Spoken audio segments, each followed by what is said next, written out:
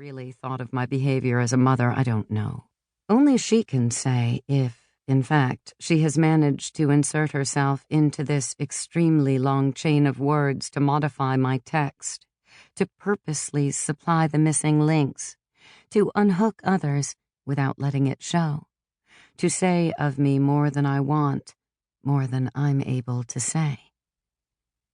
I wish for this intrusion. I've hoped for it ever since I began to write our story, but I have to get to the end in order to check all the pages. If I tried now, I would certainly get stuck. I've been writing for too long, and I'm tired. It's more and more difficult to keep the thread of the story taut within the chaos of the years, of events large and small, of moods. So either I tend to pass over my own affairs to recapture Lila and all the complications she brings with her, or worse, I let myself be carried away by the events of my life only because it's easier to write them. But I have to avoid this choice. I mustn't take the first path on which, if I set myself aside, I would end up finding ever fewer traces of Lila, since the very nature of our relationship dictates that I can reach her only by passing through myself. But I shouldn't take the second either. That, in fact, I speak of my experience in increasingly greater detail is just what she would certainly favor. "Come on," she would say. "Tell us what turn your life took. Who cares about mine? Admit that it doesn't even interest you." And she would conclude, "I'm a scribble on a scribble, completely unsuitable for one of your books. Forget it, Lenu. One doesn't tell the story of an erasure." What to do then?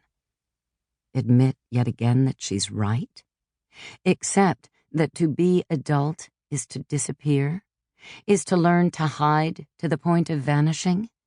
Admit that, as the years pass, the less I know of Lila?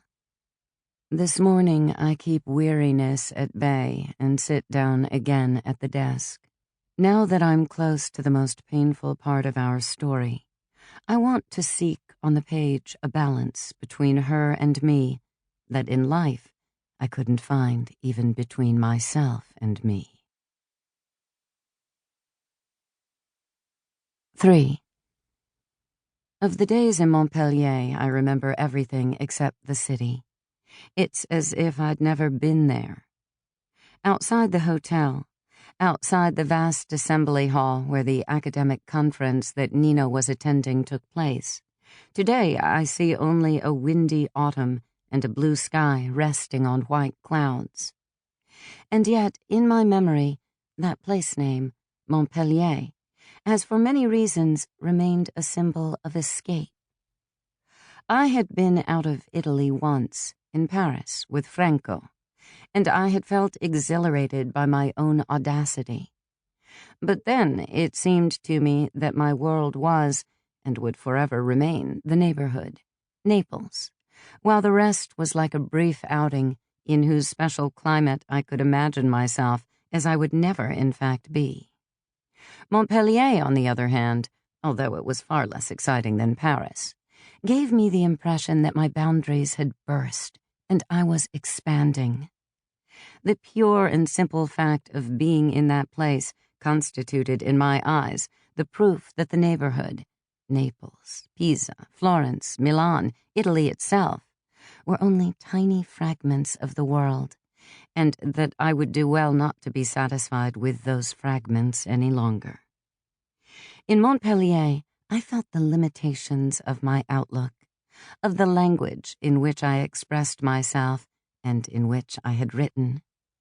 In Montpellier, it seemed to me evident how restrictive, at 32, being a wife and mother might be. And in all those days charged with love, I felt, for the first time, freed from the chains I had accumulated over the years, those of my origins, those I had acquired through academic success, those derived from the choices I had made in life, especially marriage.